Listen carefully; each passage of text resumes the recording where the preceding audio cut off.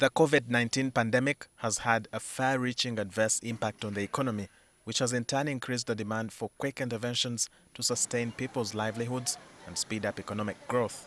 Consequently, there is a growing demand for the National Social Security Fund to make a one-time special payout to fund members as part of any proposed stimulus package. However, the NSSF Managing Director, Richard Byarugaba, has warned that such a move would adversely affect the fund's continued existence. We will have to stop our major projects because we have run out of the liquidity that we need to do.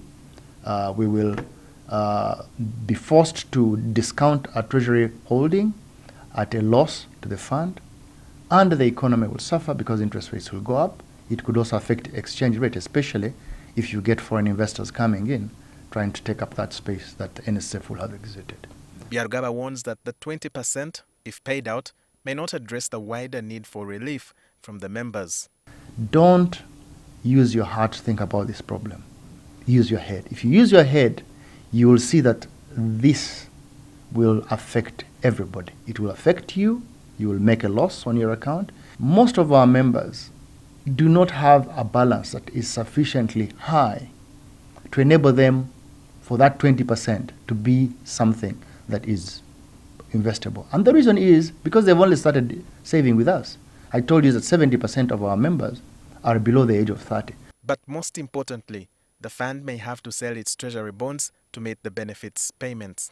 So you'd have to go to the Bank of Uganda, tell them that we want to sell off these bonds. Either if you get market, you'd be lucky. Most probably, government might want to discount them.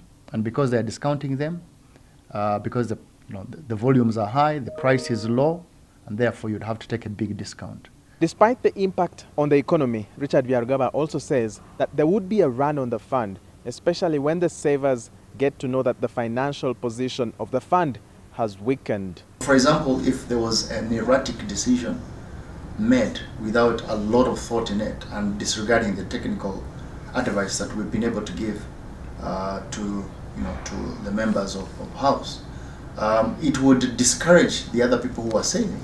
Wilson Owere, the Chairman General of the National Organization of Trade Unions, disagrees with this argument. This mid-term access was started some time back. You know, Byarugaba and his group have been, in a way, trying to support liberalization.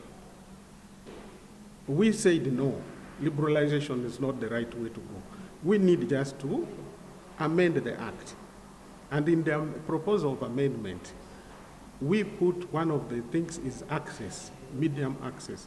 Now, medium access has got regulations. You will not just come and say, I want to access the money. Not everybody, not every server will get that money. He says NSSF has the money to even provide more benefits for its members, something that has been proposed in an amendment to the NSSF Act that is yet to be tabled in Parliament. Today, as I talk, NSSF has 12.5 trillion. Our point is not to draw money from NSSF. We want NSSF to plan well for the workers. Too much land which they have, let them build houses, low-income houses, that workers, instead of running to the bank and so on, can even get those houses and rent them. They can even buy them. The contract that the NSSF has is to ensure that the money is invested. It must be invested in a manner that does not jeopardize the members' value, and it must also not jeopardize the economy of Uganda.